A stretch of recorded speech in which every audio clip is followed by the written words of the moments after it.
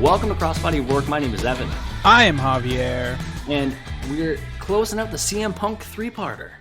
I mean, listen, you look in my eyes and what do you see? You see a part 3 of CM Punk. That's true. If you look in my eyes, you see someone who's turning 30. And just that... I see bags on bags on bags for no reason. Burnham song playing on repeats. I plan on turning 30 the same way he did, sitting alone in my room, watching the clock hit midnight. It could be worse. You could be Kim Kardashian and cry about it. That's true. There has been a running joke amongst my friends that on my 30th is going to be the roast of Evan. My 30th birthday does fall on a Saturday, and I was like, ooh, we'll get together, maybe have a Zoom roast. Can I zoom in? I'll be the Norm Macdonald.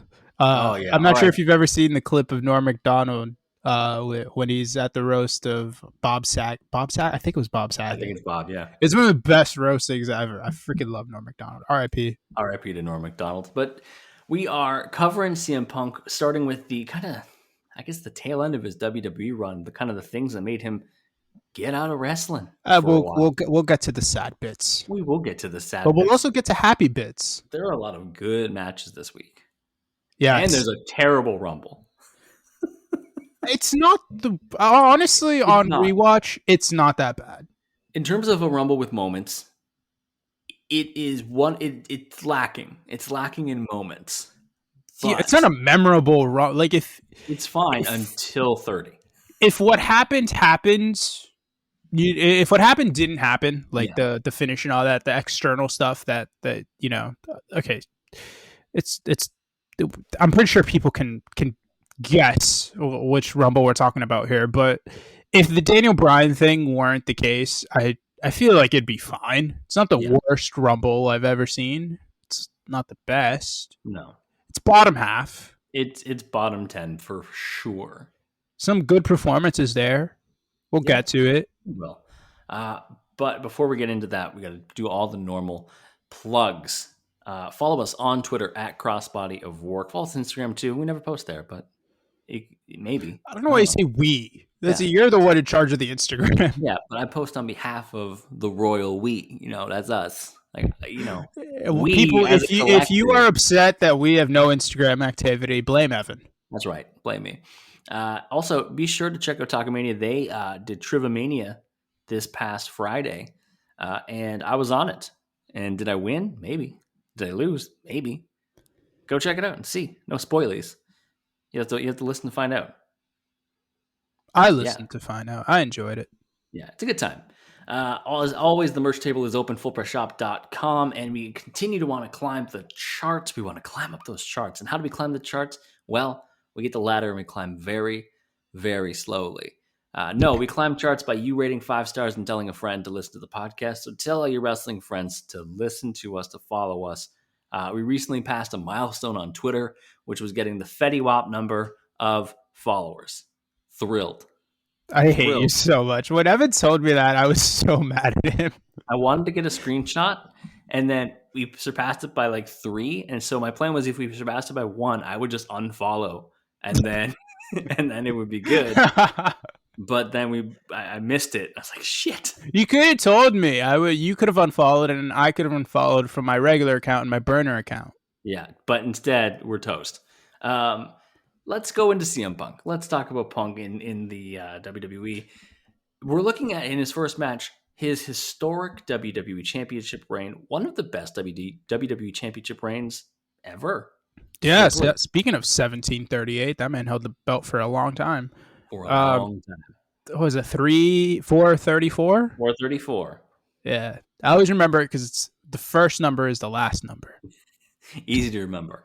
I mean, it is one of the iconic reigns. I would say it's the best reign of the last 25 years, maybe even longer.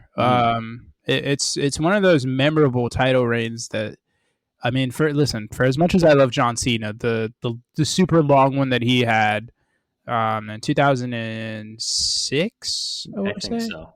Not that memorable, Honestly, Cena's won the belt 16 times. Is just can you remember any of them? No, really? No, not really. The match we're looking at in this title reign, at least the first of the matches we're looking at in this title reign, is against some guy named Daniel Bryan. Never heard of him. Who's that guy? Over the limit 2012 for the WWE Championship. Tons of technical work here with the now Bryan Danielson. Oh, that guy. There's really That fella, same guy. He was in WWE. He was. I never knew. Never knew. Things you learn on this podcast. I love this match. This was one match that so by this point I think I was out on wrestling. Yeah. At least like as out as you could be while still watching sometimes. I don't really remember much from it, so I'm just going to assume that I was already out. And this is one of the matches when I came back to liking wrestling again and investing and watching it as often as I did. This is one of the first matches I remember looking up because I loved Bryan Danielson. What do you mean that CM Punk and Bryan Danielson had a match for the WWE Championship? On a pay-per-view. But it wasn't the main event, if I remember correctly. Wait, what was the main event? I think it has something to do with John Laurinaitis. Oh, it's John Cena versus John Laurinaitis? Terrible. Yeah, this is why I stopped. I heard it here. It's terrible. This is peak Punk for me in terms of the look, the popularity, and the position on the card. This is, whenever I picture CM Punk, this is exactly what I'm picturing. The slicked back hair with the popularity. He's got the spinner belt, which we have to have the conversation on the spinner belt at some point here. I know it's John Cena's title. Yes. I do. He obviously created it. The spinning thing was all him. He had the spinning United States title, all that jazz. Honestly, when I think about the spinner belt, I'm most associated with CM Punk. I think it's because his reign was so long with it. And he has one of the most iconic photos with it. Like, I can't think of a single iconic Cena photo with the spinner belt aside from just him holding it, like in, his renders on the site. But Punk holding it up as he fucking runs away and blows a kiss at Vince at Money in the Bank 2011. Magnificent. Yeah. And the spinner belt lasted, what, 8 years? Almost 8 years? It lasted too long. I think it was almost 8 years it lasted because Cena switched it up right after he won it at 21, which is 2005. And The Rock was the one that changed it from the spinner to the version that it's now basically the exact same title we have nowadays. Yeah. After he won it in 2013.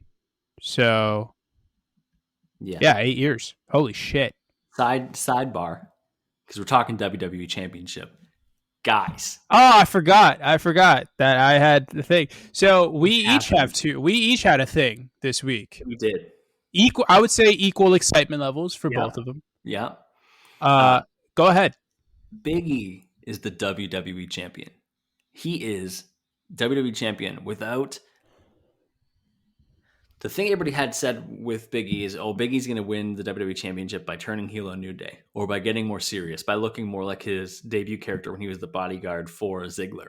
The 5 count. No. He is charismatic as fuck. He is incredibly over. He is a talented worker. He is now the WWE Champion. The fucking guy is what a Big pop. E. Huge pop. You hear about all the stories on Twitter. Everyone's talking about, like, everybody was lining up. There were people apparently who were on SmackDown who wanted to have been told ahead of time so they could have come to Raw just to congratulate E, because he's that dude. I just want to say that this occurred in Boston, Massachusetts, which is where I currently am and have been for the last 23 years. And I saw, Evan told me that WWE was coming to Boston. And I was like, word. And then he said it was Raw, and I was out on it. So I did not go. Yep. And I missed Big E winning the WWE Championship. Yep, you did. Just want the people to know that. Sadness. All right, now my good news. Hit him with your good news. So, as everyone probably knows, we'll talk about it later in the podcast, CM Punk is now an active wrestler again. And this week on Dynamite, he was attacked by the most over man in wrestling, the most dangerous man in wrestling, the top draw, the face of AEW, the face of, quite frankly, professional wrestling as a whole, Hook. Send Hook. Fucking Hook. That's right. For those who don't know who Hook is the 20, what is he, like 20? 22, I think. 22-year-old son of Taz, Yeah. who we covered on this podcast. Go back and listen to our Taz episode if you want. Yeah, go listen to it. It only dropped a couple weeks ago or something like that. Anyways, Hook attacked Punk, put him in the fucking guillotine or dragon sleep or whatever the fuck you want to call it, knocked his ass out. Took his old ass down. Hook. So what we're saying is we're both happy. Yes, we're both happy. Speaking of happiness, Daniel Bryan and CM Punk had a match. It was very good. Walk through some of the spots of the match. Yeah, I mean, really early on, very loud Daniel Bryan chants. Yes. I wonder what happened to that guy. We'll never know. You know, they really kind of messed that up. They had lightning in a bottle, and I don't know. I guess they just never did anything with him. Punk wraps Bryan's knee in the middle rope and stomps on it a couple times. He's really kind of targeting certain areas. This is when Punk is at his best, is when he's wrestling. Yep. Like when he's able to do old school style wrestling, he's so freaking good at it. I know the guy looks like he can't wrestle. His wrestling can sometimes look sloppy because of his build more than his technique is more than anything. But the guy's really fucking good. He's so good. And yes, he's good up against Daniel Bryan, who's one of the greatest grapplers. Easy to be good when you have a good dancing partner. Technical wrestlers of all time. But like Punk is just really, really good. It's true. So early on, there's a GTS attempt, very early. Bryan escapes, but gets kicked, and Bryan has a bad leg. That is the main thing to focus on for the early stages, is Bryan's got a bad leg. And Punk focuses in on it with like laser precision. Yeah, and Genie's got a gun. So we get some side headlocks early here. My favorite thing was at one point, so Punk is still working the leg. He's working for the leg throughout the majority of I would say the first quarter of this match. It's just Punk working the leg. And at one point, he starts doing the yes chant, which Bryan is a heel at this point. So he is against the yes chant. He actually actively says no to people when they start doing the yes chant. Well, he says the yes chant during the entrance, though. He does go along with it for the entrance. So because he isn't fully at the no level. Yeah. He still thinks that if he does the yes chant, he's like the annoying guy going yes, like Bo Dallas basically. Eventually, probably like a month or two, he'll transition to doing the no thing. Yeah. What else did you like from this? The surfboard stretch that Bryan puts in, where he also starts yelling yes while rocking Punk into position, is great. Oh my god!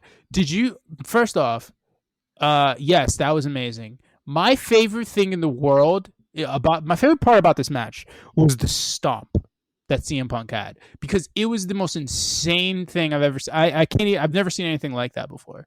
He puts on like a surfboard type of hold, but he's got Bryan in like the Muda lock position. Yeah. And then he just fucking stomps his ass straight. Like he just puts his foot on like between Bryan's shoulder blades and just stomps him straight down into the ground. Yeah, it should have been broken in half, but he wasn't. That made no fucking sense to me. Bryan also gets all the way up for a diving headbutt. That was an impressive distance for that man to leap.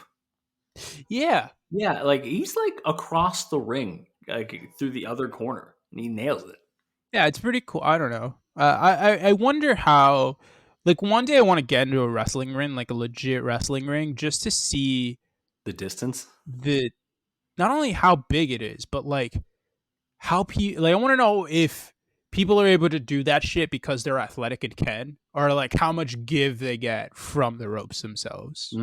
Yeah, how much boost like they is get. AJ Styles actually that much of a freak when he gets that height on the phenomenal forearm, or like can I kind of get like 3/4 of that distance as well if I jump off the ropes? The two collide on dual crossbodies in the middle of the ring. Punk gets some energy, gets a neck breaker, gets a catch power slam after Bryan kicks him in the corner. Punk has a very underrated power slam. We've talked about it before. Punk dumps Bryan to the outside, suicide dive, because, you know, at this point, this is when WWE started having in any main event match, if somebody could do a suicide dive, it was going to happen. Yeah. So I think we see a suicide dive by Punk in every match we cover. Yeah, it was one of his, like, one of his signature offensive type deals, I would say. I mean, it's something that he's been doing for, like, the majority of his career. Yeah. So, then Punk dives off the ropes. Bryan with a drop kick out of the air, which I loved. I Love that. loved it. Next big thing I had was the figure four. Punk locks in the figure four, Yeah. and we get a slap fight. Yeah, Bryan Slap goes fight. for yes kicks. Punk catches the last one, hits a dragon screw, puts on the figure four. They start smacking each other like crazy, like you were saying. Slap, slap, slap, clap, clap, clap, all that jazz. At one point, a little after that, Bryan tries for a La Magistra cradle, and Punk slips out of it, and Bryan just kicked the fuck out of his head. Yes. There were Bryan some takes his mean fucking head kicks off. in this match from both men. Yeah, because so Bryan gets on the top rope. It looks like he's going for like a flying headbutt or something. Punk manages to crotch him. Yeah. By like pulling him off the top rope onto the top rope, like To the side, the actual to the rope part. side. Off the I never turnbuckle. know how to separate that, like how to differentiate which one's which. Yeah, off the Whatever. turnbuckle and onto the top rope. Yeah, that. There you go. Then he hits like a springboard clothesline for a near fall. They start trading. That's a move that we saw in the match we covered with Hero. Yeah. Yeah. It's a move that our good friend Nigel McGuinness made very famous. Yes. Yeah, then they start trading headbutts that look fucking stiff. Yeah. Holy shit. They're so good. We get a pin exchange, which I'm a big fan of. You know, I love pin exchanges. Bryan almost gets a yes lock. Punk manages to slingshot him over the rope. Bryan skins the cat. And then Punk says, hey, you kicked me in the fucking head earlier. I'm going to kick you in the head really hard now. Return serve. Bryan gets his foot on the ropes after, so he doesn't get pinned. Then we get a series of knees on the ground by Bryan, which look vicious. Yeah, so while Punk was working the knee, we forgot to mention, Bryan was working Punk's midsection because apparently Punk's midsection was injured on SmackDown a couple nights before by Kane. And we didn't watch SmackDown because you can't make me go back and watch a 2012 SmackDown. You just can't do it. You can't do it. I love this podcast. I love the people. I love all this stuff. But I have standards. You don't make me... I looked at the rest of the Over the Limit 2012 card and it made me sad. It just... Did we get Lil Jimmy? I don't think so. Kofi and R-Truth were tag champs, though, where they faced Ziggler and Swagger. We had Brodus Clay beating The Miz, and we had Ryback defeating Camacho. There are too many issues with this. I'm going back. Bryan is kneeing the fuck out of Punk. We've mentioned that. Bryan misses one of those running super stiff-looking drop kicks that he does into the corner. Punk hits a running knee on a follow-up. Bryan manages to slip out of the bulldog that Punk likes to do after the fact and applies a yes lock. So he's got him in the yes lock. Punk manages to flip the yes lock at one point into a pin. 1, 2, 3, but it kind of seems like Punk taps out right before the 3 count. And then either way, on the replay, Punk doesn't start tapping out until a half second after the third is. Yes, he gets the third fall, then he taps. Anyway, CM Punk retains. Great finish. Protects both. It protects Bryan because he took the WWE champ to his limit. This is part of what was really turning people into a big fan of Bryan and the fact that he was just an in-ring technician. And also the AJ Lee. That also helped. Let's continue with CM Punk's title reign by looking at a promo battle with one of the best promos in the world, Dwayne. Dwayne, the man who might unironically be president one day. Yeah, the captain of the Jungle Cruise. That's right. Streaming now on Disney Plus with Premier Access. Give me sponsorship money. Yeah, I'll fucking do it. Shit. No, we haven't asked for this in a while. Slim Jim. Slim Jim, where you at? Give us sponsorship money. And since we're talking about things we haven't asked for in a while, when are the people going to tell me who in the blue hell Dusty Rhodes was talking about in the Hard Times promo? I want to know who this individual is.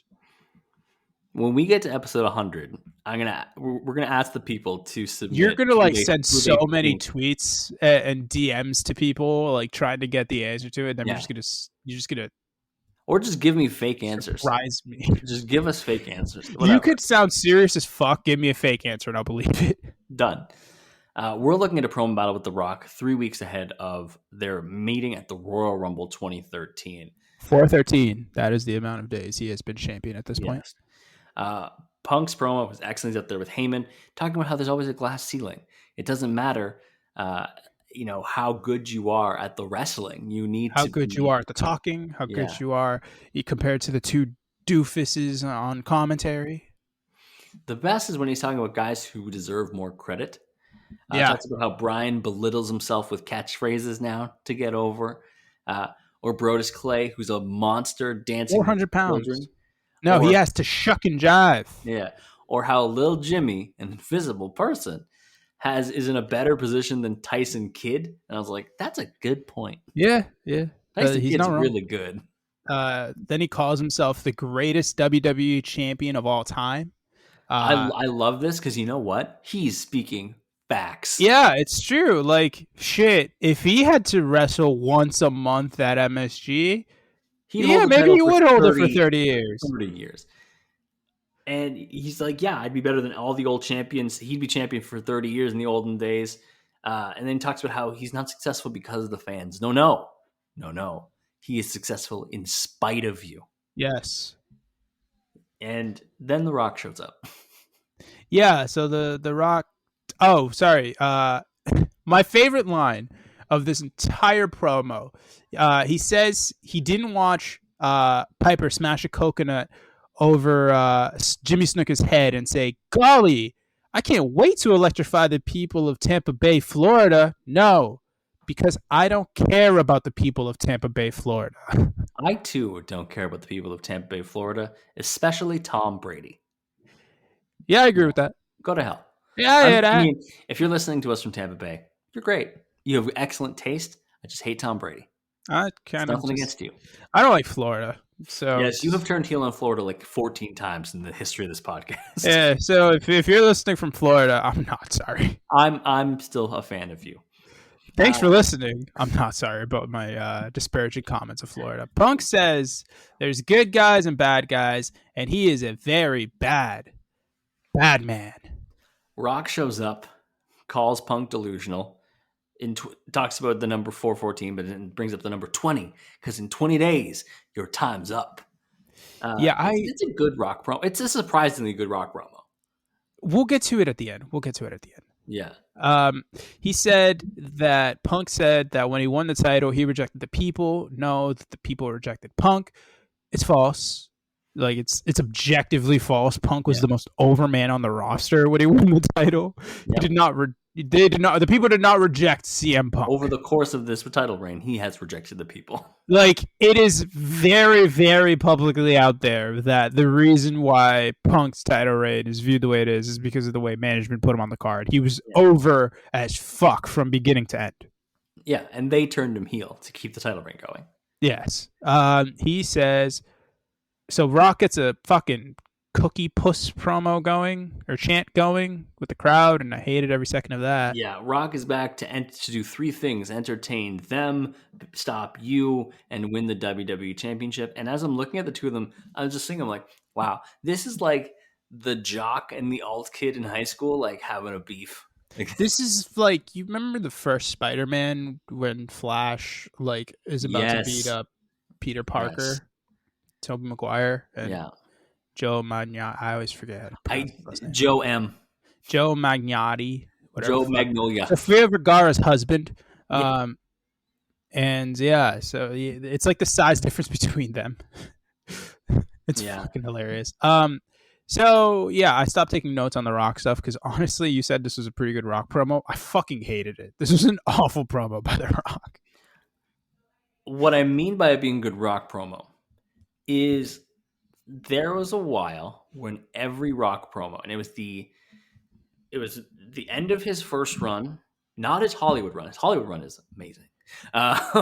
Then his return, where it just was catchphrase bingo, where he just would put him in a different order every time. And yes, the cookie puss thing is terrible. My issue with the Rock, especially in the program with Punk, was when it really was highlighted to me. He just can't be in a serious storyline. Yeah. You just can't do it. Like, Punk is This is fucking like the shooting. most serious he gets, and he's Punk still is like shooting goofing off. fucking flames at this man. Flamethrower. He And this guy's like, Punk is over here like fucking Al Pacino in Scent of a Woman when he's like, I take a flamethrower to this court. And The Rock is just like fucking cat in a hat. Rock has strong Sully from Monsters Inc. vibes, specifically Monsters University, where he doesn't take it seriously. He's like, I'm the best. I don't give a fuck. Yeah. Yeah. So he does all this cookie push shit, all this other bullshit, and Punk just lays the fucking law down. He just goes, Rock, I know this is going to surprise you, but I'm glad you're back. Unlike a bunch of the people back there, I'm glad you're back. And then he says, he said he's going to kick his ass. He says, I'm the best in the world. I'm the best thing going today. I'm the best guy you've ever stepped foot in the ring with. And you need to understand, congratulations, Rock. You graduated from the kiddie table, but you just bit off more than you could chew. You're playing Little League with your little insults and your rhymes and your millions and millions and your finalies. And I'm in the big leagues, and I'm swinging for the fence. You need to understand that your little jabs and your insults, it's all kiddie games. You can't leave a mark on the champ's face. Come Royal Rumble, understand, and this is where it gets iconic. When you step in the ring, your arms are just too short to box with God. It's an amazing line. The underrated part of it, and this is the underrated line for me from Punk, he's talking about, Rock's schedule, and he says, you could be Santa Claus and have his schedule. I'll still kick your ass. It doesn't matter how often you come around. Like, you're stepping to the best. Then this is where Rock loses me. He starts talking about getting tattoos of candy bars and says you can't get Almond Joy because they have nuts. And then Rock finally just snaps and has a rock bottom. Clanging and banging. Anyways, yeah. Yeah. I have no notes after the boxing with God because I know Rock can't fucking hold a candle to that in this promo battle. Let's go to break. When we get back, we're looking at the match between Rock and Punk. Back from the break, we are looking at The Rock versus CM Punk for the WWE Championship at Royal Rumble 2013, a match that didn't need to happen this way. I stand by it. And soiled it. We have this fun promo battle. CM Punk is fucking shooting fireballs, all this bullshit. And then this fucking match. Evan, just... First off, hey, 45 minutes on this clip. What the fuck? Yeah, too long. Also, I have a note here that's very important. It might be the most important note I've ever written in any of these podcasts. Okay. I'm a simple man. I see Josh Matthews, I click away. That's fair. That's fair. That's discerning taste. We skipped forward to the beginning of the match. Punk holds the belt right up in Rock's face. Love that. We get a fast start to the match. We do, but before we get into that, I see at ringside, I see Brock Lesnar guy. Naturally, he's there at ringside doing his fucking little pose. I hate that guy. I also, because the hot start to the match is at ringside. I also see Frank the Clown is at ringside. Love that guy in his clown getup. If you had to spend a 12-hour road trip in a car with one of them, Frank the Clown, I am getting as far away from Brock Lesnar guy as humanly possible. I fucking hate that dude. Fuck Brock Lesnar guy.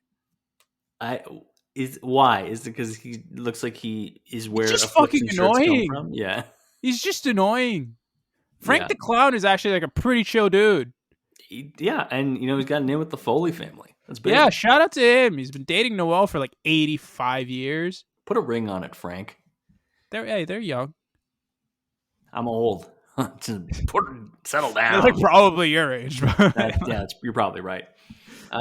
Everyone goes at their own pace, Evan. That's true. Yeah, this is a hot start. At one point, Heyman hits Rock in the back when they're at ringside right at the start. And Brock just turns around being like, what the fuck? He just hit me. It gives Punk an opening to take advantage and suplex Rock onto the barricade, ribs first.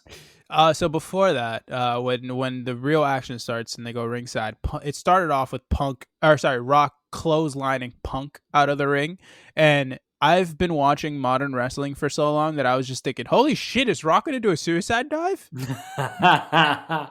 Oh, Rock is on the short list of guys who just aren't going to do that. You never know. You never. He might make the people happy. Back inside, because yeah, Punk just kind of gets that opening and he kind of just rocks around the outside of the ring with Rock. Uh, Back inside, Rock gets a little shine before Punk hits him with a drop kick to the face. Okay. No, we need to get back. We need to go back to the outside because I forgot about this. So Rock removes the cover of the announce table, and that's when Heyman distracts him. So when Punk decked him, he puts the cover back on. And then he keeps rocking the Rock on the outside, right? And at one point, the crowd is like chanting for the announce table spot. So he takes the cover back off, holds the cover, and then puts it right back on the table. You want me to put the table back together? No! Yeah, Punk. That man understands it. He gets it. The biggest thing that happens early on is Punk landing gingerly on his and like tweaking his knee. That's like that's like the big thing that happens early. There's a lot of midsection work. Punk is really working over the Rock's midsection. Yeah, you know, he gets a really cool like Rings of Saturn variant hold at one point that I thought was really cool, and I was like, this should be like a finisher for someone. Why the fuck is he doing this to like work over the Rock? Doesn't Pac use a similar finisher? I think it might actually be Pac's finisher. I think it is Pac's finisher. Yeah. The Pac, like I think Naomi does it too, as her move sometimes. I don't. Who knows? Aside from the rear view, she never shows up, so I don't even know where her moveset is anymore. Give more respect to Naomi. Yeah, can Naomi get a match so I can remember her moveset? Naomi needs to be part of the bloodline. I'm saying that now. Yes, give me heel Naomi versus Liv Morgan for the all the titles. Yep, and Tony Storm too. Triple threat. Print money. Anyways. Punk hits a springboard drop kick to Rock, sends him outside. That's when he tweaks his knee. Yeah, and commentary makes a big deal of pointing out that he looks like he tweaked his knee. Yeah, so the Rock's gonna do offense for the next like 20 minutes. Yeah, my note here is commentary is making Punk sell his knee, and then I go, and then I guess the next line is Punk is now selling his knee. Yep. Punk still hits a suicide dive with a ton of energy. Like, yeah, he does. Still looks fine. Then he goes for a GTS. Rock counters it. Rock tries to go for a sharpshooter, which the less said, the better. And then Punk eventually gets the advantage, puts on an Anaconda Vice. I love the Anaconda Vice. We talked about this last episode. It should be his finisher right now. It shouldn't be. I think it should be. I think it should be something completely new. Yeah. He had a completely different finishing set. The first time he was around in the Independents, then he had a completely different move set when he came back. Or sorry, when he went to WWE, did GTS, did all that jazz. Now he's back. He's with AEW. Just do something new. You don't have to do the GTS. We know that this week is going to be Bryan Danielson's first match in AEW on Dynamite. He's facing. If I don't see cattle mutilation, I'm going to be pissed. I was about to ask you, what do you want to see out of Danielson's finishers? I want to see cattle. Honestly, I want old Bryan Danielson back. I want to know that I want the one that doesn't have a finisher. He just fucking figures it out in the moment. Whatever you feel, whatever you're vibing with. It could be the mass elbows to the jaw that eventually leads to a stoppage. It could be cattle mutilation. It could be the first time. So people go back and listen if you haven't listened to our Daniel Bryan 3-parter. The first time I see him finish a match by just elbowing a dude relentlessly in the face, it was like one of the scary. I was like, "What is happening? Is he okay? He's murdering this man. That's Jamie Noble. You be nice to Jamie Noble." Yeah, it could be trying to kill him. Be a label lock. It could be a fucking ankle lock. I don't care. Just heel hook. Do whatever. But make sure Adam Page gets the fucking belt before you do whatever. Yeah. Punk counters a rock bottom into a crucifix pin. I really like that counter. Love a crucifix. Yeah. Rock escapes to the crucifix and we get a sharpshooter. I will give him credit.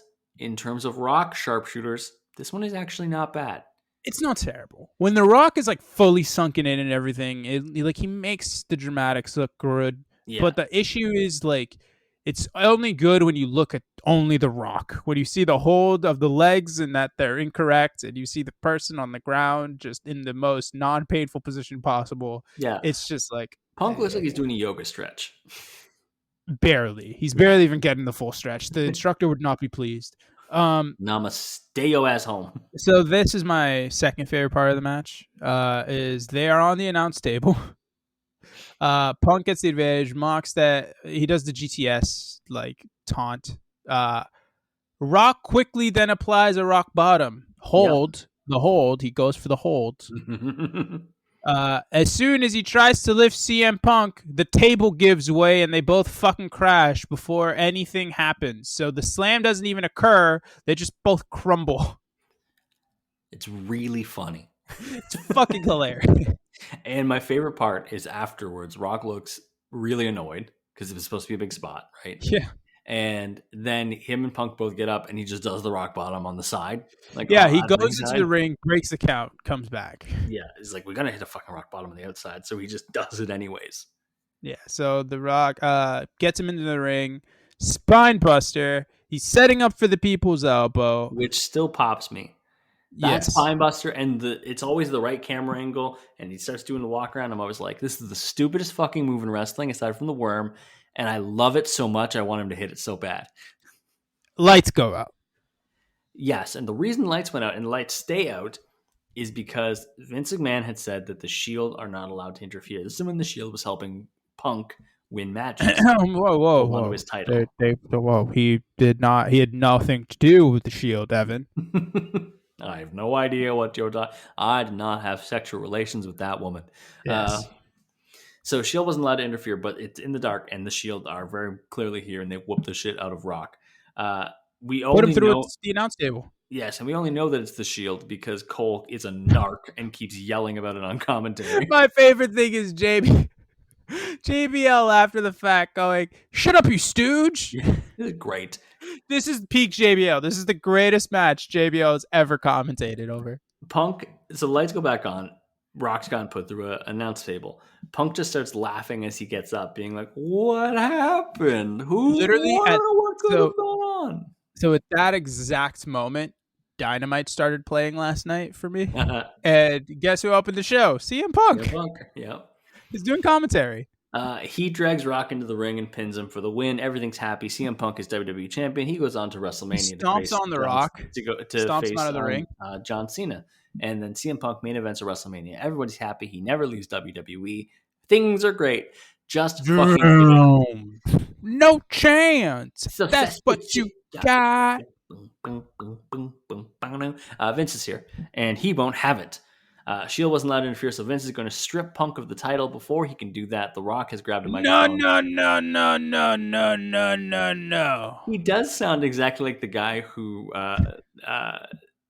owns Anakin in the first Star Wars movie. No. I hate sand. We ain't ending the night like that. You don't take it from him. I am. By the way, it's I do. Yeah. Rock. Or you restart the match. Or you're not going to take it from him. I am. Now. And so Vince agrees to restart the match. We get a GTS attempt. Rock instead hits a spine buster.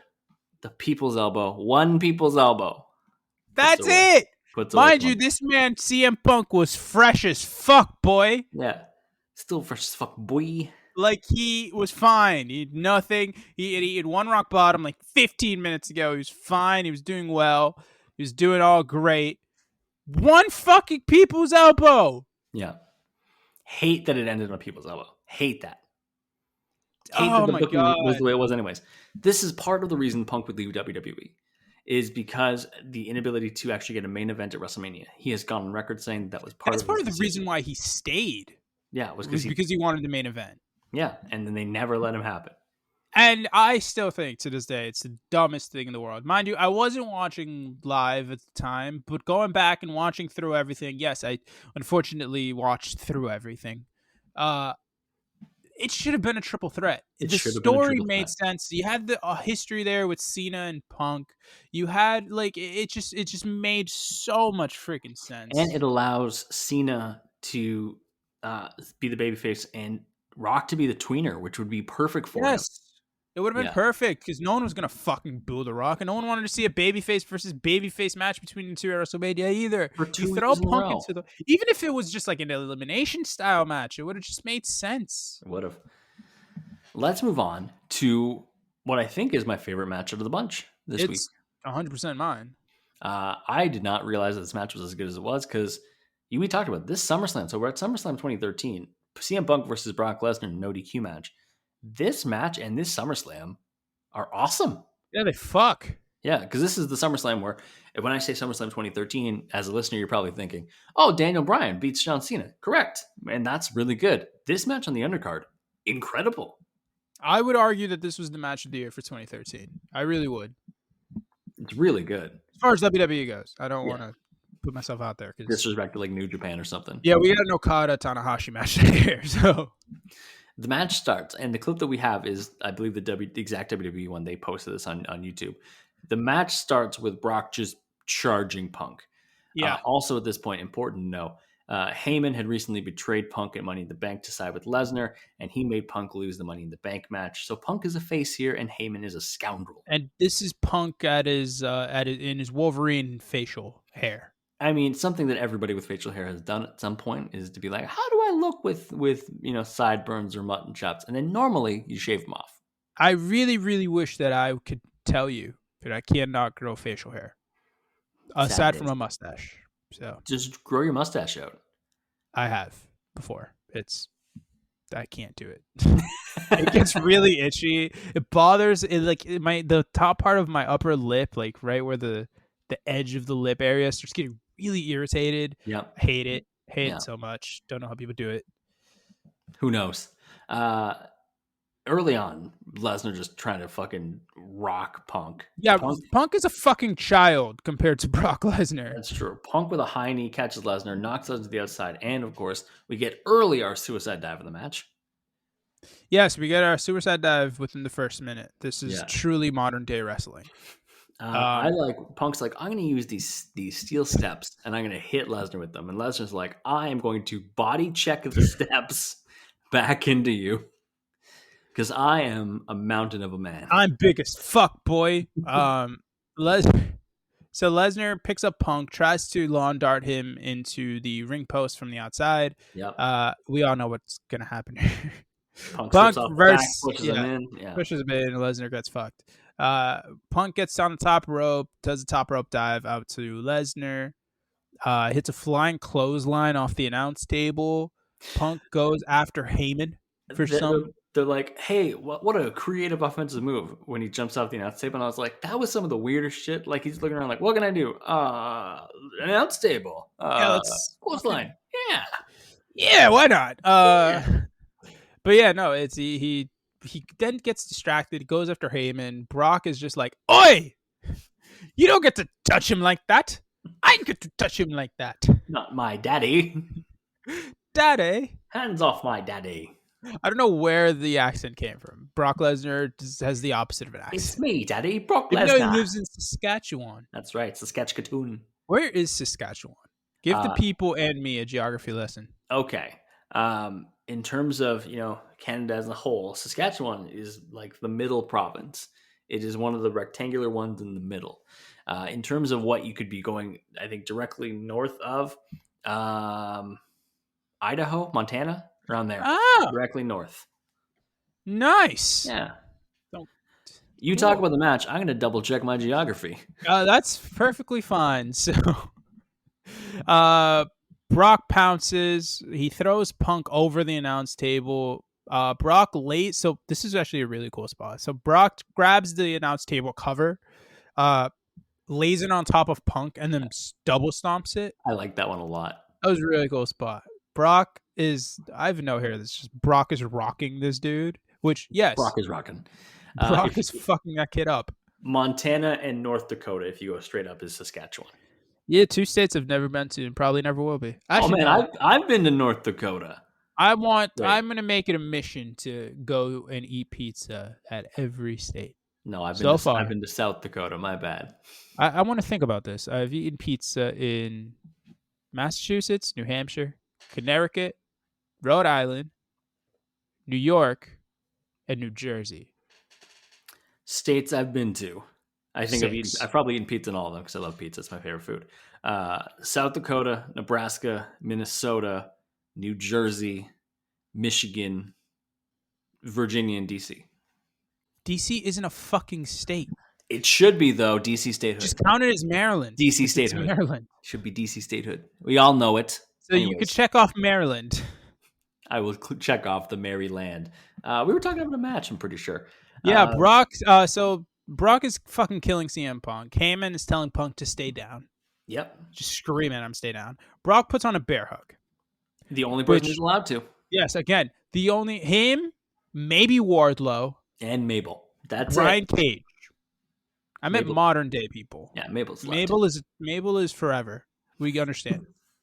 So yeah, we get the bear hug. Punk goes up top at one point and gets caught by Lesnar, who immediately hits him with a fallaway slam that was hilarious. I know you love a fallaway slam. And Punk got just tossed like a child.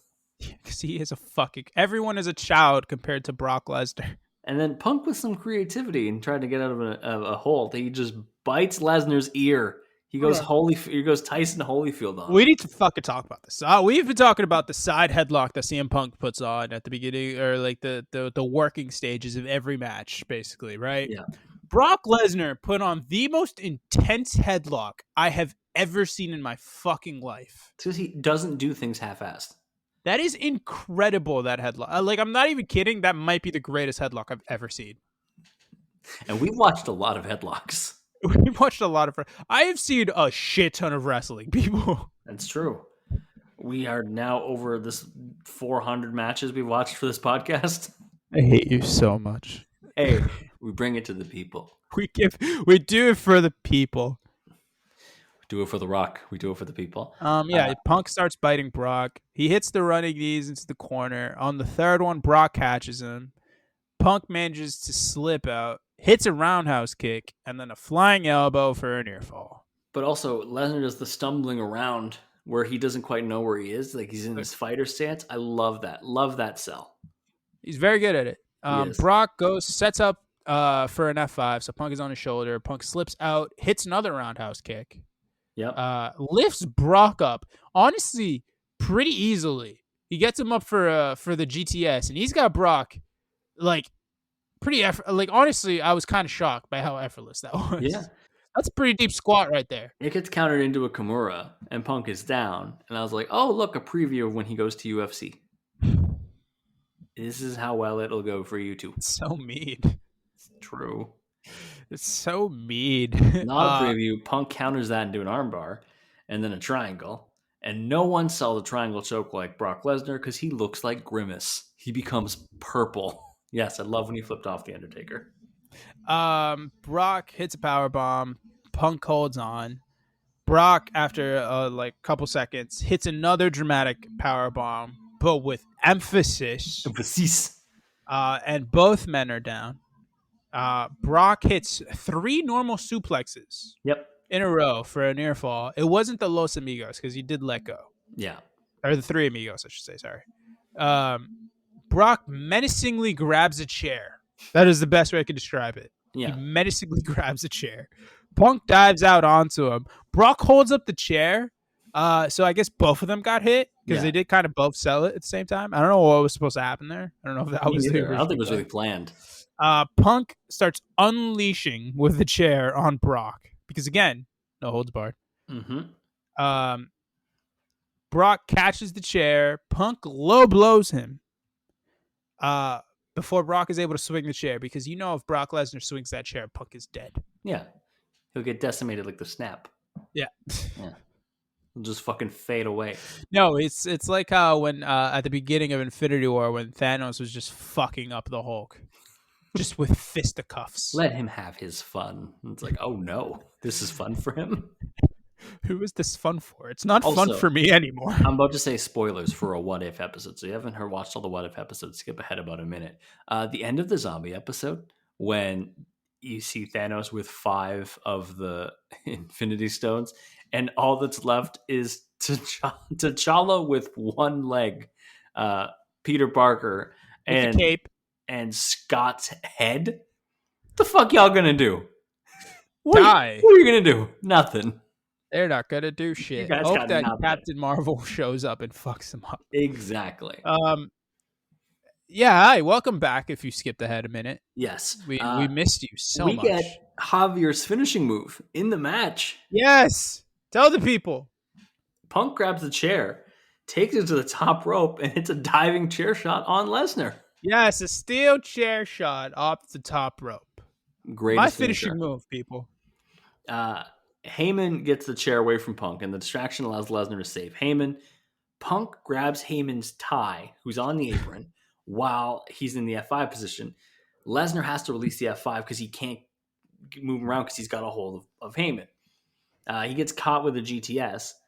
Lesnar is saved by Heyman, who jumps into the ring. Holy fuck, Paul Heyman getting physical. What? Yeah. Punk chases Heyman and then gets caught with an F5, but Punk counters the F5 into a DDT. I was like, what the fuck? There's so much happening here. It's so good. You're like, this is fast as fuck, boy. Anaconda Vice. Heyman interferes again. Punk gets the Anaconda Vice on Heyman, which is great. Yeah, Punk steps on the chair, grabs Heyman, punches him in the face, then puts on the Anaconda Vice. Brock, in the background, you could see him, grabs the chair. Yeah. Smashes the ever-loving shit out of CM Punk with the chair. And then 3 hits. F5 onto the chair. Not just an F5, but he tosses him onto the chair. And that's enough to put CM Punk away. I didn't write F5. I actually wrote F6. And I'd give it a 6. Honestly, yeah, this was an F6 because that man got rotated like a motherfucker. Great match. One of the best matches here. Like you said, one of the best matches of 2013, if not the best WWE match of 2013. And genuinely one of the best matches of Punk and Brock's careers. And one of probably the last great Punk match of his WWE run. I would argue it was the last great match. Yeah. We're going to take a break. When we get back, we're looking at Punk's last match, which, as we mentioned before, was the Royal Rumble. Back from the break, if you're wondering, hey, this episode seems like another long one from the boys, it's because we're covering a Rumble. We're not going to go in full detail of the 2014 Rumble. Yeah, like we usually do. But we are going to talk about the 2014 Rumble as Punk's last WWE match. So we're going to focus on his work. He was the number one guy in this Rumble. And he started off against Seth Rollins. It's a great little ROH battle. Give it to me. Punk's hair is terrible here. Yeah, I don't even know how to describe it. He's like trying to grow it back out after doing the shave, and there's always that awkward phase, and he has like a little fringe cut. Like, it's so weird. But it's like he combs it forward, and it does not look good. Makes it so much worse. It just doesn't look good. One thing, so we'll run through some of the entrants. So Punk lasts about 47 minutes in this match. Yeah. I made Evan watch 47 minutes. I mean, it was fine. The thing that I started noticing, especially early on, is how AEW heavy this Rumble is early on. So we're going to go through it.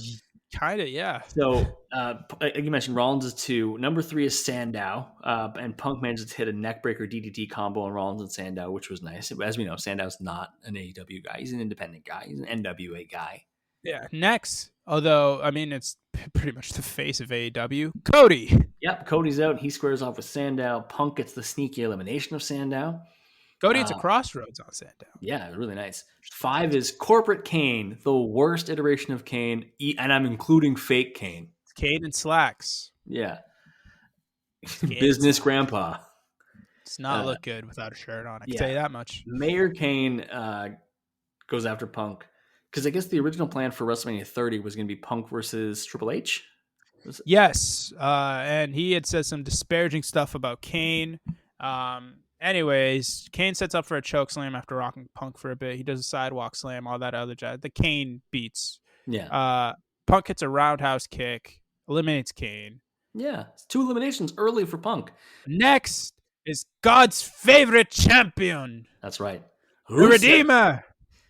He goes after Punk, hits a great overhead suplex on Punk. This is actually Rusev's first ever appearance on the It main is his roster. debut on the main roster. Yeah, and it's awesome. He looks great. So there's our second AEW guy. Third is Swagger, who comes out at 7. Jake Hager. Jake Hager. Ha! And 8 is Kofi. Kofi comes right in and goes after Punk. Former tag partners. We never talked about their tag team because it was a really random thrown together tag team. They were good though. They They were became good. really good friends too. Yeah.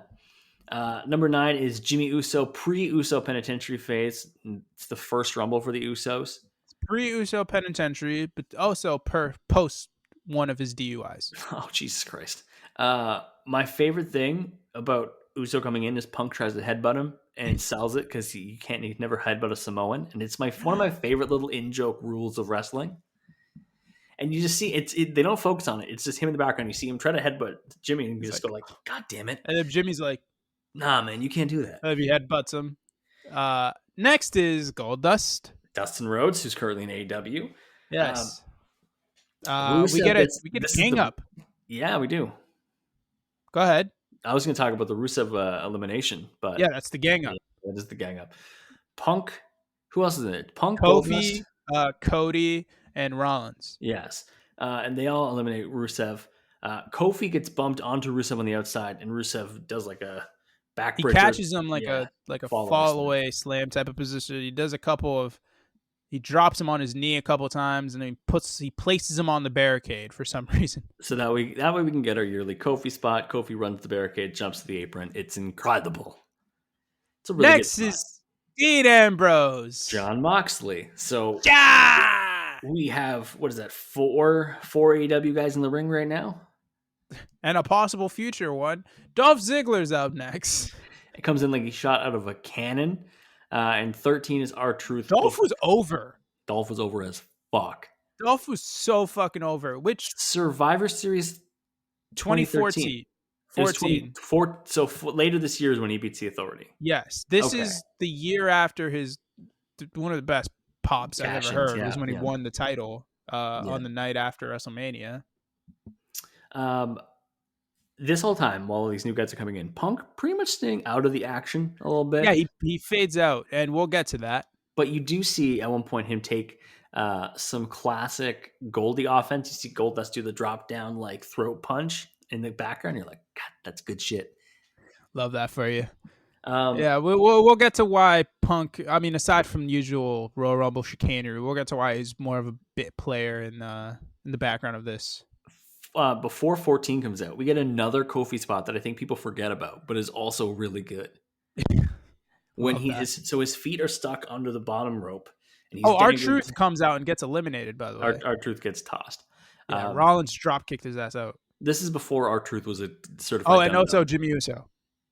So Kofi has his feet stuck on the bottom rope, and he's like fighting with Swagger, and he pulls Swagger's boot off. Swagger falls backwards into the ring. Kofi then has to like do a hanging sit up, hit Swagger with his own boot, and then do another hanging sit to pull himself back in the ring. That's 2 Kofi spots in one Rumble. I like it. Yeah, we love that. Next is Big Daddy Cold Diesel. Kevin Woke Daddy Nash is here. Big Sexy. He squares off with the Shield, Ambrose and Rollins, which is great. He beats up the Shield. Yeah, and then 15 he eliminates is Reigns. Swagger. Reigns comes in at 15. Tosses Kofi, Ziggler, and Big Sexy. Yes, he drive by to Cody, spear to Cody, throws Kofi Kingston out, gets spiked with a DDT by Dolph. Yeah. So now in the ring, it's one of the best spears he's ever done onto Dolph. It's so good. Dolph is gonzo.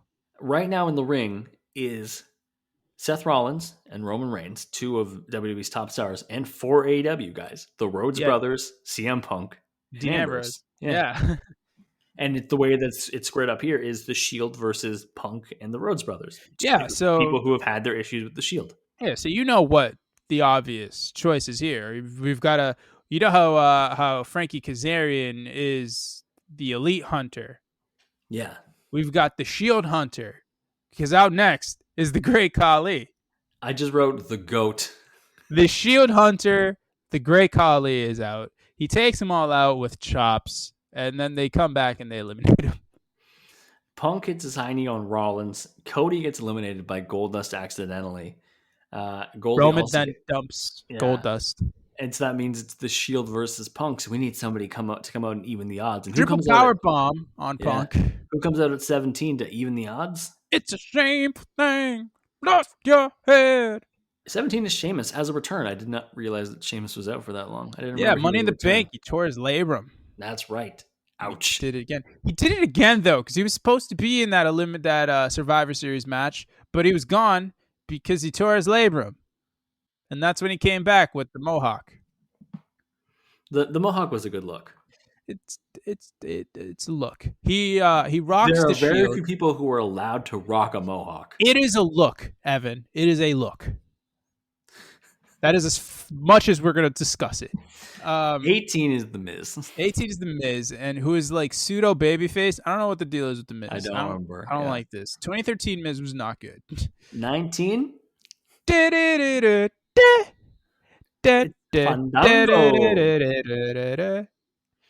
folks are fandangoing in the Staples Center. Is that where? No, we're in. Fucking no. Are we? No, we're in Philly, aren't we? No, Philly's the next one. Yeah, Philly's the next one. Doesn't matter. Fandango is over. I love Dango. Loud Daniel Bryan chant. We're in Pittsburgh. Just throwing out there. Who cares? The people of Pittsburgh care. I don't even think they care. Loud Daniel Bryan chant. El Torito is in the match. So this is my favorite thing. The announcers see that it's Los Matadores music, and they're like, which one's it going to be? The fucking thing on our screen says El Torito. Well, they don't fucking know. Here's the other thing. It says on the one LED board out there, it says El Torito. Because it was saying who the next There are person middle-aged men. Their vision might not be that great from that El far. Torito, which, here's another thing. You've never seen me and El Torito in the same place. So, can you do a Hurricane Rana, Evan? Because he hits one to Rollins. And then he calls out Punk. Hits a head scissors on Punk. But Dango. The best part about El Torito and Punk is Punk just putting his hand on his forehead and Torito just swinging like a little brother. Like, I can't fucking reach him. Like you, if you ever tried swinging at me. My arms are too short to box with Javier. Yes. Dango wipes out El Torito, but then gets Hurricane Rana and springboard drop kicked out of the ring. Oh my God, Dango was eliminated by the baby bull. And then Reigns we should have known Reigns was going to be an asshole heel long ago, because he takes El Torito and just yeet. He eats that motherfucker right at Dango. And then Punk attacks Reigns from behind. Punk remains in the match. Yeah, Cesaro's out next. Sends Miz a swinging. Tries to swing Punk. Gets interrupted. Everyone. Yeah. Everyone gets to swing. 22, Luke Harper. R.I.P. Yeah. We stand. Luke Harper's out next. You know what that means? Trade a bunch of shots, and I love that. Yeah. Yeah, it was good. Jey Uso is out next. Yeah. Love Jey Uso. 24, another person who has a spot in this match instead of Daniel Bryan. Dun. JBL is in the match. JBL's in the match. It's the stupidest fucking bit. It's so dumb. He gets in the ring. He calls Michael Cole Michael, over. hold my coat. Hold my coat, Michael. Hold my coat. And as soon as Michael Cole takes the coat, Roman Reigns dumps him. 25 Eric is Rowan's Rowan. out next. Where's Rowan at? What's he been doing lately? Eric Redbeard, I think he's trying to get into acting. Oh, word. Okay. Is he not? I know he's got his what the fuck is the Actors Guild? This is his SAG card? Yeah, he's got a SAG card. Okay. So I think he's trying to do that thing. He'd be a decent horror film guy, I think. I mean, that was his whole gimmick. Yeah, too. Anyways, Harper clothesline Miz on the apron to eliminate him, and then he also eliminates Jey Uso. So 2 eliminations for Brody Lee. Yeah. Then Ryback comes out and gets very loud Goldberg chants. But yeah, they're well earned. Del Dipshit is out next. Yeah, I wrote Del Dickhead. Same thing. Nothing of note for Del Dipshit. Batista's if out you're next. If you're wondering what Punk is doing for most of this time, he is, for the most part, just trying to eliminate or trying to be eliminated by Rollins. The two of them are like glued together in the corner for a long time. They're like, I'm gonna be the longest. No, I'm gonna be the longest. Rumbles are not meant for like shows of amazing athleticism and skills and whatever. It's just Unless like your name is Kofi Kingston. unless you're Kofi. But if you're there for a long time, you don't spend a lot of it actually wrestling. You spend a lot of it just being like, I'm gonna stay the fuck over here. You're here for a long time, not a good time. And Punk was not having good times, that's why he fucking left. Anyways, Batista's out next, eliminates Rowan, eliminates Ryback, eliminates Del Dipshit, and then the WWE Champion comes out. Big E, baby. God, I'm Biggie not Langston. emotionally Still had the over last his, name. his win still. I'm still not, like, it doesn't feel real. Can't wait for SmackDown. I mean, he's a Raw superstar going forward now, but No, yeah, he's full-time Raw. this is bullshit. Which is good because I talked about Raw needed to switch up their main event scene, and they did in a big way. So And how sad are you going to be when the other two get drafted to SmackDown? that would make me very sad. But the fact that they were there for his WWE Championship win, beautiful, beautiful. Before we move on, anyone who says, "Oh, they only gave the title to Big E as a way to, get ratings because of AEW and also because of the Monday Night Football," shh. What I hear is you saying that Big E moves the fucking needle. Exactly. Big E moves the goddamn needle. I tuned in. I watched. And you know how much of a needle mover he is? So much of a needle mover. He hits a belly to belly to Batista. That's right. And then he number gets 30. put over Batista. Number 30 comes out. Is it going to be Daniel Bryan? Booyaka, booyaka. 619. Booyaka, booyaka. Pittsburgh boos Rey Mysterio out of the fucking building. First time that man has been booed in his life. So confused. He's like, I am a fan favorite forever. That man is still a fan favorite. I love Rey Mysterio. Yeah. Rey almost eliminates Punk. Big E unfortunately gets eliminated by Sheamus. Yeah. 619 to Seth Rollins, who unfortunately hits him with an enziguri when Rey tries to go for his little splash. What is it? Tadpole splash. Mm-hmm. And eliminates him. So Rey's gone. Roman hits a Superman punch to eliminate Luke Harper.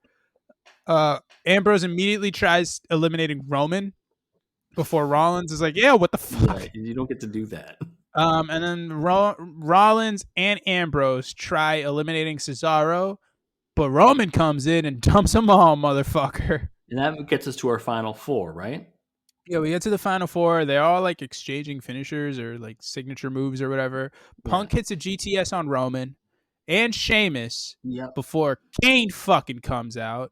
God, throws him over the rope, drags him over the top rope. Punk is eliminated, beats him around ringside, and then choke slams him through a table. And that's the last we see of Punk in WWE.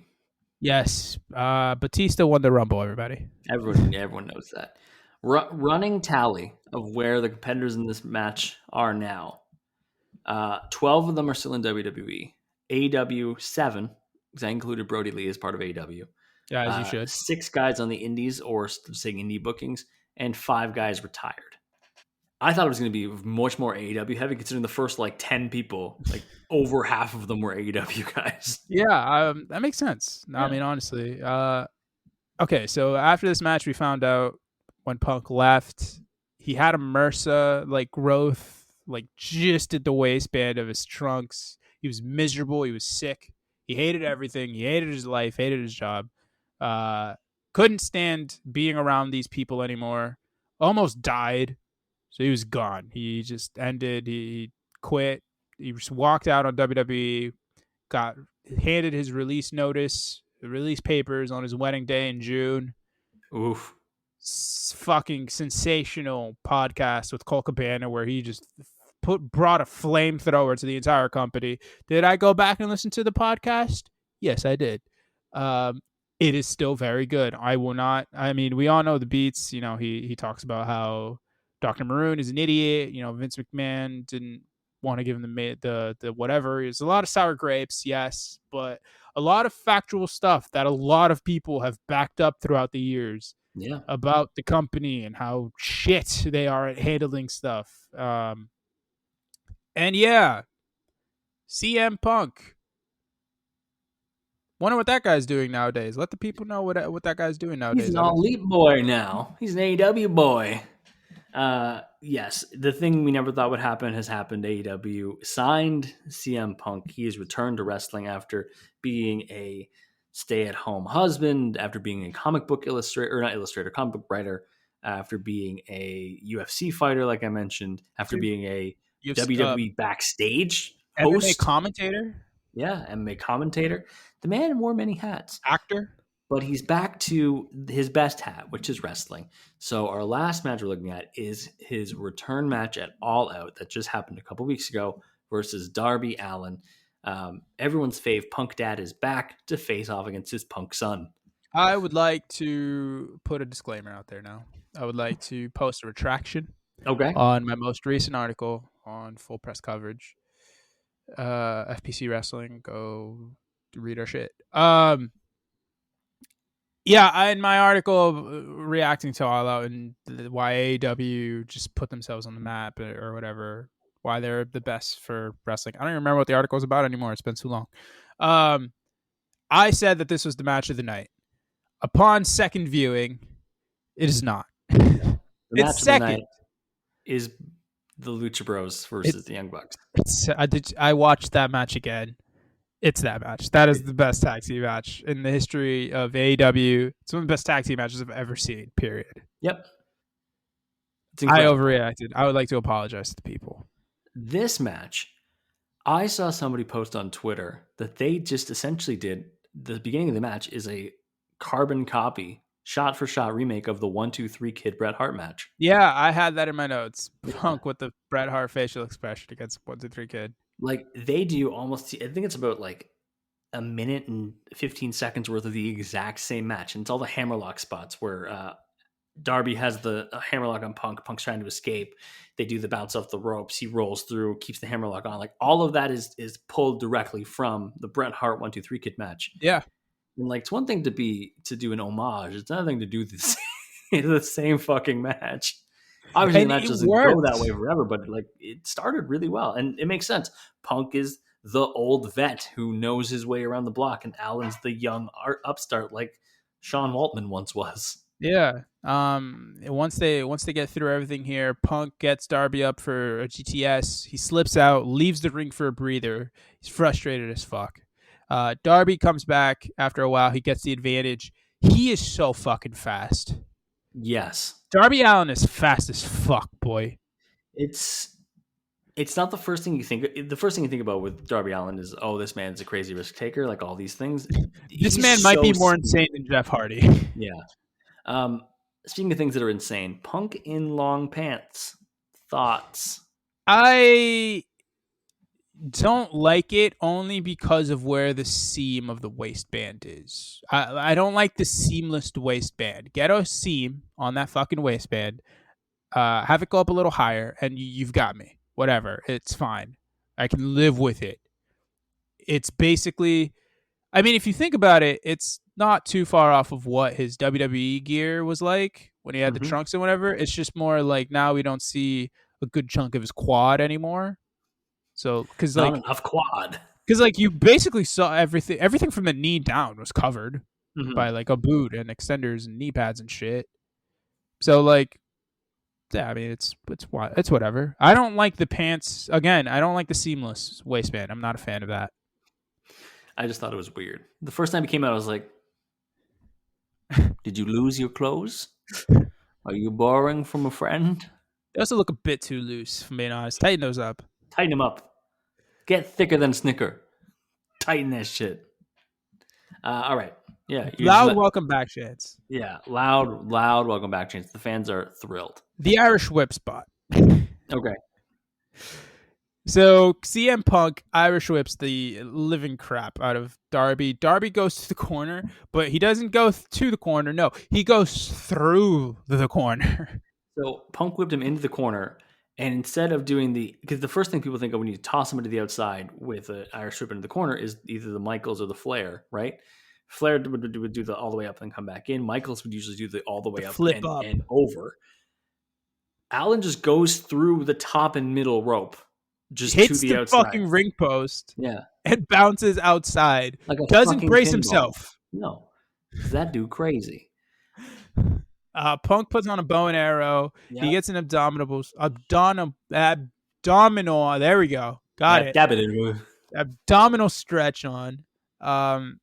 He gets a nasty tilt-a-whirl backbreaker. He's really working the midsection because, once again, Darby is dead because he died when he fell out of the ring.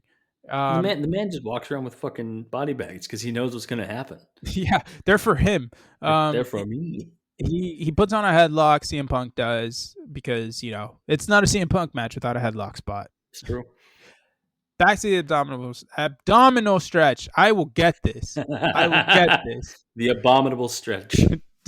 Darby gains the advantage back again. Hits a code red for a near fall. Tries to go for a coffin drop. Punk crotches him on the top rope. Yeah. Darby. So Punk tries to go for a top rope back suplex. Darby flips on the back suplex, so it's more like they land in the crossbody position. Yeah. He gets a near fall off of that. Punk hits a GTS, but in a beautiful callback to Money in the Bank 2011, Darby falls through the ropes. Yeah. 10 years later, and he does the same spot where he gets hit with the GTS and falls right through the ropes. Also, Darby Allin's just so small, he just slips right through the ropes so easily. He's so tiny. He's just such a small man. How is he so tiny but so big at the same time? He's got a lot of heart. He's got it's probably the big ass balls that guy's got. Dude is 27% balls. You say 27? Right. Please. I'm surprised he doesn't look more round in the bottom half, if you catch my drift. Just looking like Stan Marsh. Or Randy. It looked like Randy Marsh. That's what it was. Yeah, needs a wheelbarrow. Jesus Christ. Knee lift by Punk because he brings Allin back into the ring. Clothesline. I like the front flip senton off the top by Allin. This is good. This is a goodie. Yeah, the swanton to the outside. Yeah.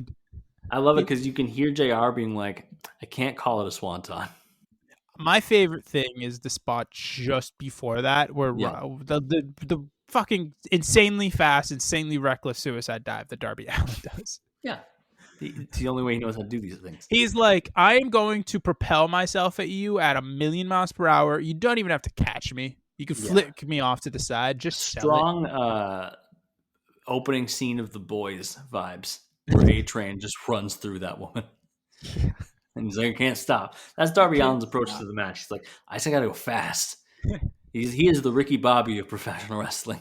Darby goes for a coffin drop after putting Punk back into the ring. Punk sits up like The Undertaker, and Darby missed because of it. Punk is like laughing at him while sitting, a la The Undertaker at SummerSlam in 2015. So good. When he faced Brock. Yeah.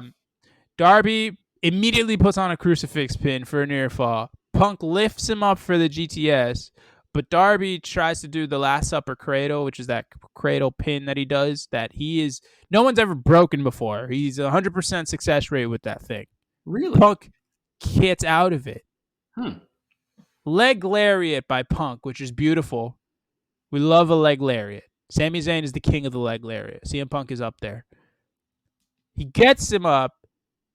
Go to sleep. Yep. Darby Allin. 1, 2, 3. CM Punk has won his return match. And you predicted that he wouldn't win his return match because you thought that he was going to be brought in just to put over young guys. Is that what you thought? I did not say that. I said that he has spent the better part of the last 7 years talking about how part-timers and all this stuff, part-timers, blah, blah, blah, blah. And then he's been hyping up Darby Allin, hyping up the young talent of AEW, all this shit. And it just would have made sense if he had lost. It would have. It would have put Darby up on a whole nother plane of fucking existence because he beat CM Punk in Chicago in his return match. And it could have possibly told a better storyline down the line than just Punk is now going to feud with Team Taz. It could have been a spiral type deal. Now gets to put over Hook. Yes, because no one beats Hook. Hook is 100% baby. And yeah, I thought that would have made more sense. But no, instead he wins, and now he's feuding with Powerhouse Hobbs and Hook, which is okay. What did you think of this set of matches in comparison I to the rest of the CM Punks that we've watched? I love it. I can't, if I were to tell you stock quality wise for all the matches, I don't know. Probably the first episode would win. Yeah. Um, but fuck me, this guy is so good. Like going back and watching all these matches really sort of put it back into my mind just how good CM Punk is at wrestling. Yeah. Just genuinely so good at wrestling. Like the man can grapple with anyone, he can wrestle with anyone. No, he's not this big explosive athlete. He's not a very explosive guy. He doesn't have the most uh entertaining move set, but what he is just a damn good wrestler. A damn fine professional wrestler. And he's fucking dynamite on the mic. Yep. He's too good. Too good on the microphone.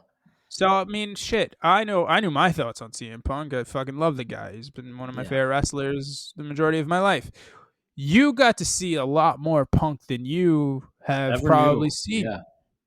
What did you think about CM Punk? It was good to go back and figure out why there was so much hype. Because I only saw CM Punk when he came to WWE.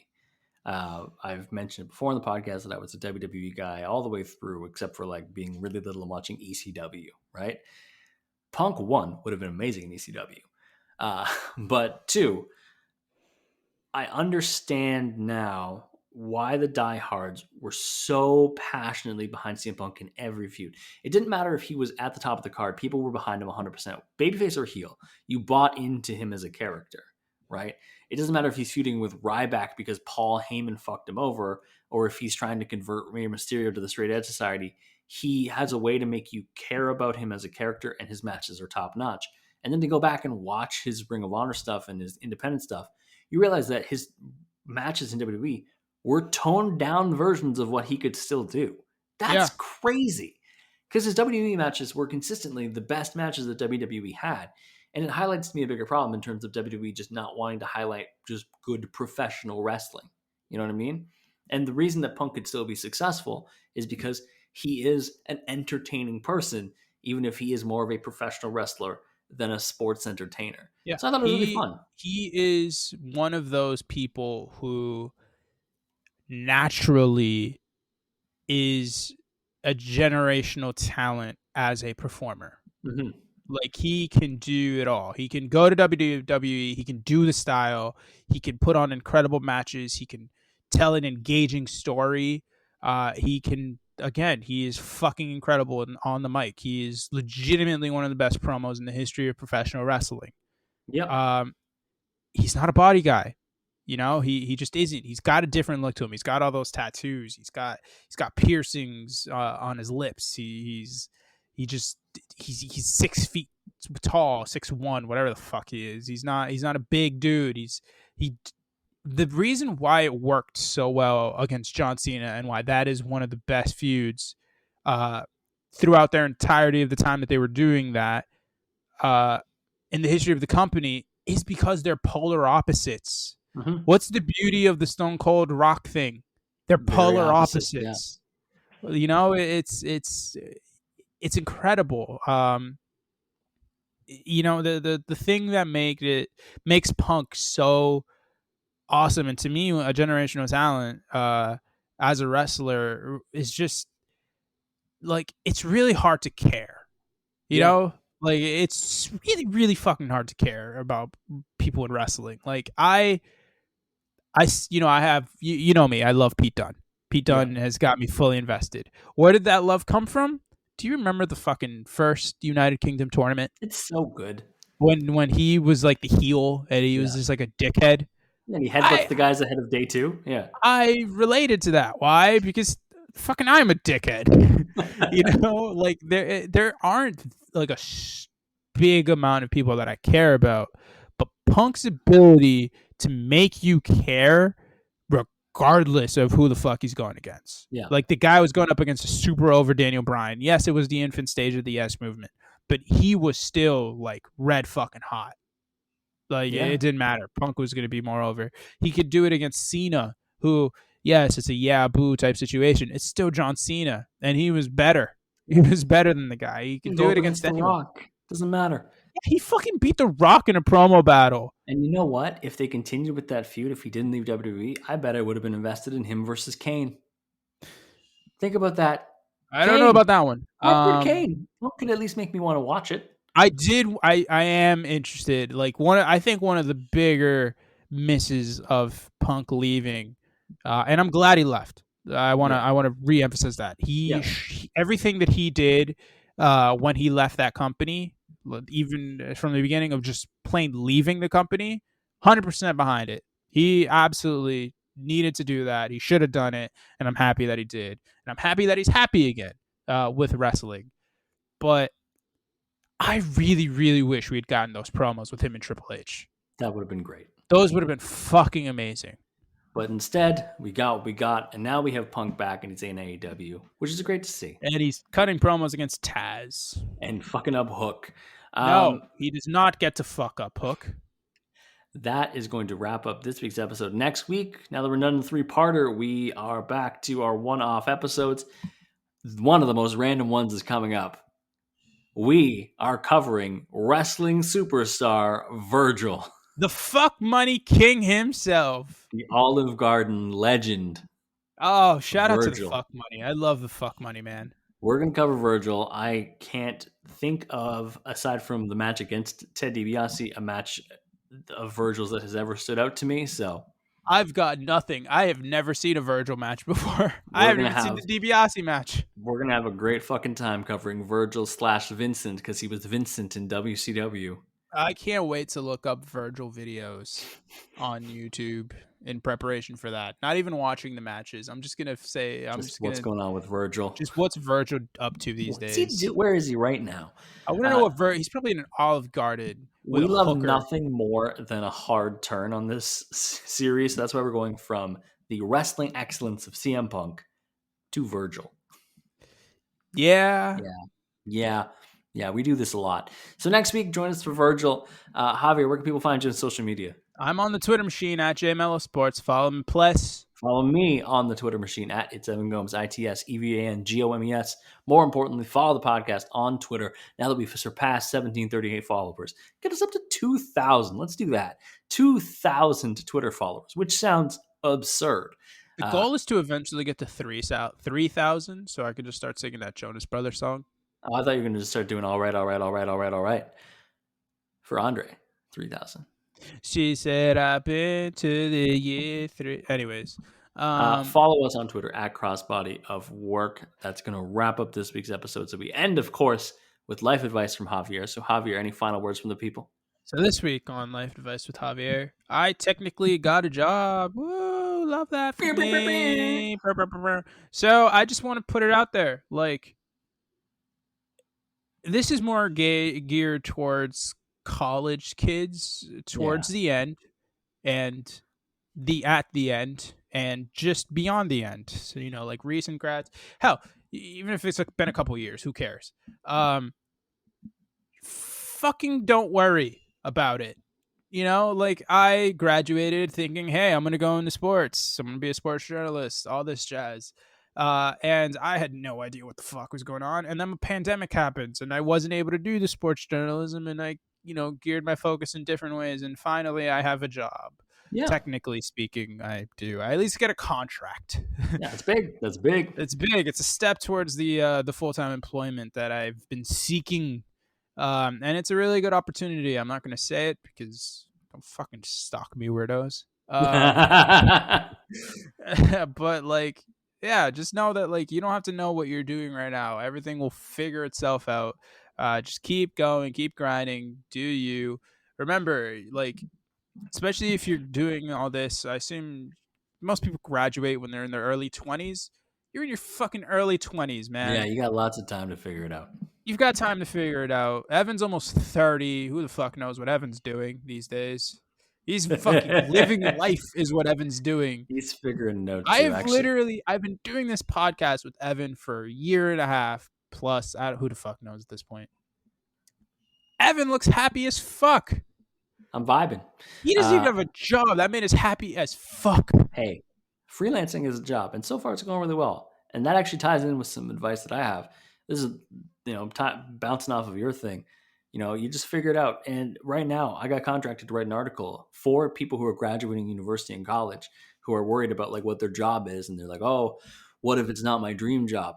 We don't all get our dream job ever. We don't all get our dream job out of college. So the jobs that you're going to have, they're great. They teach you lots of things. They teach you what you don't like in an employer. They teach you what you don't like in a job. They teach you lots of other valuable transferable skills. They're not a waste of time. You're not a disappointment. Just keep grinding. Just don't worry about it. It's gonna work out. It's all gonna work out. And if you're like, in your 50s and 60s, you probably know that it all works out. So tell the young people in your life, make them not panic. All right. Be nice to them. They're panicked. Everyone, it's all gonna work out in the end. Yeah. And on that fun, like a legitimately inspirational note, we leave these on fucking downers, but on that legitimately inspirational note, we're gonna wrap up this week. We'll see you next week for Virgil. Fuck buddy.